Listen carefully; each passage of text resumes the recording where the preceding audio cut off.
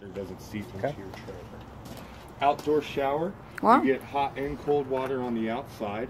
The water pump's not on, so we'll just drain the water lines. This is a little pause button, so like if you're going to soap up your dog or something, you could pause the water. Gotcha. So you didn't have to turn it off. Right. And when you're all said and done with this one, the hose just feeds back into its home until there's enough that it fits underneath, and then you just suck it away.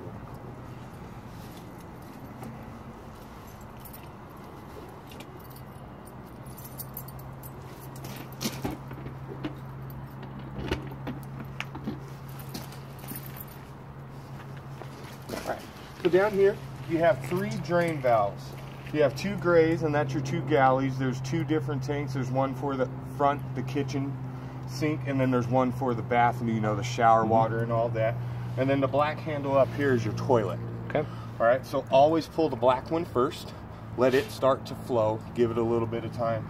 And then pull the gray ones. That's to flush out all the bad fecal matter out of your drain hose, so you never have a surprise waiting for you when you open it up. So you always want to make sure that they're closed while you're in use of the trailer. And while the trailer is in motion, this cap has to be on, or if the cop saw it, they can pull you over. Okay. Alrighty. This is the city water hookup. So this is where if you're going to the RV sites or at home and you wanted to use the trailer, you just put the hose into the side of the trailer. We give you a regulator to regulate the PSI. You only want 50 PSI for the trailer. Any more can damage the trailer. Okay. Alright? And while you're plugged into here, do not use your water pump, because the water, the pressure from in the hose pressurizes the trailer. Do not use your water pump. No, only we'll get into that when we're inside. Okay. Here's your hot water tank. It's only 6 gallons. There's not a lot of hot water, but it's 130 degrees. Okay. They make it that hot so you use more cold water in the shower than hot water to prolong your showers. Okay. Never turn it on without knowing there's water in the hot water tank. This is one way, or if you turn on the water, just make sure it's a steady flow, not air. You won't. So do that and make sure there's water before you want to, because if you heat up the hot water tank with no water, you'll damage it, and they're a couple grand. Okay. So, but there is one thing. If you haven't pulled that one plug, there should always be water in it until you physically drain it. Okay. Okay. Do we have to drain it? During the winter, if you winterize it. Okay. If you don't winterize it, no. Okay. So bumper caps pull off, and that's where you would store your sewage hose when you're not in use, so you don't got to shove it in the trailer. Spare tire, same thing, filled up to 50 psi, and then the little rack here. So you want to pull the pins on both sides, and then you still want to hold it, because if when you pull this pin, it's going to fall. Yeah. So you bring it down until you can pin it back in like that, and do that on both sides, and then store what you want right here. Okay. I would suggest the older style ones, like that one way over there at the end. You see that little rubber bumper between the metal rack and the bumper? Oh yeah. I would suggest finding something like that. So they stopped doing it that way for some reason.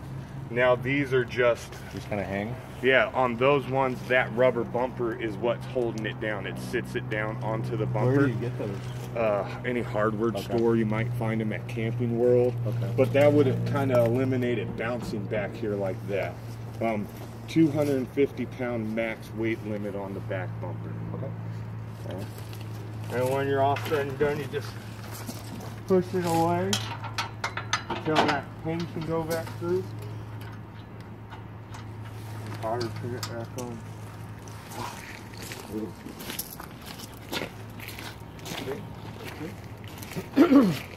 So these is how you're going to control both stabilizing jacks. This is the back one, the front button's up there. Okay. So it's just extend and retract. Do not lift the trailer with these. Do all the leveling from the power jack in the front. If you're on level side to side, you have to park on blocks on whichever side has to lift. Okay. If you lift the trailer on these, you'll bend the jacks, and then they're no good, and that's another pretty expensive thing. So yeah, make sure not to lift it like 1/8 of an inch and then stop. Another step of winterizing are your low point drains right here. These are another drain you would never want to pull unless you are winterizing, because this drains your water lines. Okay. All right. While draining, this is a black tank flush, so don't put a hose in here unless you have that side open. This pressurizes water into the black tank, fecal matter tank, and helps push all the bad fecal matter stuff in corners, toilet paper. But if you don't have that open and you forget about it, it'll backfire out your toilet. Okay. So always make sure to have it open. Do you have on to do that every side. time you drain? No, Or you just do periodically? not. Just periodically. You know, bad session camping. But yeah, this is just the sensor in there. Toilet paper can get stuck to it. Okay. And then even after you drained, your tank would still say full 3/4, but it's empty. So this eliminates the old days where you had to shove the hose down into your toilet or ice and all that. This kind of helps out. Okay. Behind here is just the back of your fridge. You should never have to open this up. It's just a service panel if it's ever something broke. And when you're burning gas to heat your fridge or cool your fridge, it's funny, fire for cool, the propane smell will escape the trailer, and Freon needs fresh air to work. Okay. So that's all that is. Marine grade outdoor speakers. They are allowed to get wet. You're not going to damage them if they get wet. This is to be opened while camping. This is for your range hood. It'll just flap the air out, so when you're cooking, you just want to make sure to re-lock that lid back up. So it doesn't flap When it's flapping when dry. And this is something that if you forget to open, it's not gonna hurt nothing. Okay. I mean, you could never open it, the smell would seep out of there anyways. Okay. Furnace exhaust. It says it gets hot if you had it on for 5 hours and you rest your finger there, it probably will burn you. It really just gets warm. Okay. Just never rest anything up against it while it's using it, because if the fumes can't come out, they'll make their way south. Okay. This is potable water. This is if you're going to dry camp, middle of the mountain or middle of the desert, storage water under the trailer. The XL versions are about 50 gallons, so it takes about 15 minutes to actually fill the tank. Just shove the hose in there. You don't got to regulate the water. You don't want pressure. You just want regular, just a hose. Okay. 2 ways to make sure when it's full. There's a little meter on the inside. You can keep pushing the button. Or there's a screen right up in here that it's the overflow valve. It will backfire out so you don't blow up your tank. Gotcha. If water is coming out of there, don't stand directly in front of it when you pull the hose. It will backfire out. Okay. And get you soaking wet. Learn from experience. I was wet the rest of the day. So down, if you follow right there, there's a little silver handle, half turn there or quarter turn. That's how you drain your fresh water tank. Okay. We'll drain it when you leave unless you want me to keep the water in there. 50 gallons is about an extra 400 pounds to pull. So we suggest you fill it up the last place possible, save gas mileage, because you don't have to pull the water. There's nothing wrong with having water in it while you're driving, though. It's just heavier. Front storage, same thing as the other side. Any questions? I do. All right, so cables on that side, satellites on that side. That's the into the trailer. So when you put a TV into it, some RV sites give cable and satellite. Okay. Gotcha. That's where you'd plug in. So cable is on this side, satellites on that side, and I'll explain that why they're different on the inside. Okay. So when we could just bring it in and have Yeah, it if you want to bring it in. If not, I mean, not to be mean, but it's not rocket It's pretty science. easy. Yeah. It's, I mean, I can go over it with you, and I mean, it's really, unless it's really windy, but if it's really windy, I'd shut the door. Like the other day, it was slamming doors shut.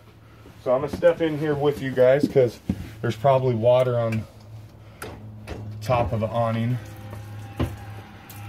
See what I mean? It'll hit the door. Oh, okay. So when you if you take it all the way out, you want to make are the outside. You have the LED lights that run along the hole. Okay. awning, and then your porch light. All right? Okay. With the awning, you always want, when you take it out, you do not have to go out all the way every time. Some places you'll hit a branch or something. You can go out until it's far enough, and you can. You always want to pick a side where you're not going to do a lot of walking. Most people back into their campsite, so they'll walk that way. So you want to come to this side, and you want to push this side back in. You see, right? Push it in and tighten that thing, and what that does is angle the awning, so all your water will feed this way instead of that way. Your awning does have a little safety mechanism. If you do not do that, enough water will build up and it will push that itself, and if you're happening to standing on the side it pushes, you get wet. Didn't learn that one by experience. Close. So before you bring back the awning in, you want to make sure that you have unloosened which side that you did, and then you just hold the in button. And luckily there's no water there. If it's been out, there'll be some water, so kind of stand on the inside. Okay. All right, so this is how you turn on your water pump. Water pump is only meant to use the potable water, so that's what feeds the water out of your tank. So the water pump not to be used with city water because the hose pressurizes the trailer. Okay. That's only for dry camping, more or less. Okay. You'll usually always hear it when you first turn it on. After that, you do not want to hear it kicking on and off when you're not using water. That means there is something leaking somewhere that's losing pressure. Hot water tank, this is how you turn it on. It only runs strictly off gas. So you just kick it on. The DSI fault light here, this is to really tell you that it hasn't lit. When you first use it, it'll be on until it lights. It'll only try 3 times to light, and then that light will come back on. They're delayed on the gas stuff.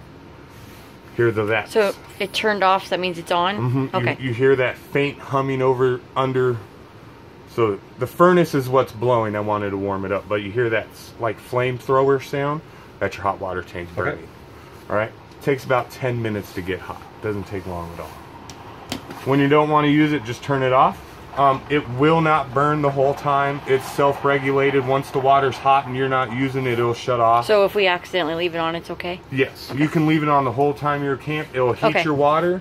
It'll shut off when you use some of the hot water or the water cooled down because of nobody's using it. It'll kick back on, reheat it, and all that. Light buttons for the outside. Up here you have your battery. So the battery is the LFGC, low, fair, good, and charging. So this last light for the battery is to really mean you're plugged into 30 amps and it's charging. Okay. Don't be surprised if you unplug and within like 20 minutes it drops down to 2/3. That's still a good battery. The rest of these follow off the top of them, empty, 1/3, 2/3 full. So fresh water, you got about 1/3 of a tank. Black is empty, and gray are both empty. Okay. Ready? Light switch here controls that one and lonely light above your head. These are for cold conditions. This is a little heating pad on your tanks. You have your fresh water tank and then your holding tank. This is just so it never, if you turn these on, it's just a heating pad under the tank to keep it warm. It's not going to heat your water or anything. It's just so nothing freezes. Keep it from freezing. Yep. And then a little light will illuminate when you're using it. Outlet.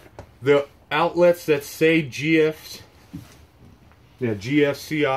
that's your GFIs. There's certain ones in the trailer that have this marking on it, and those are the ones protected.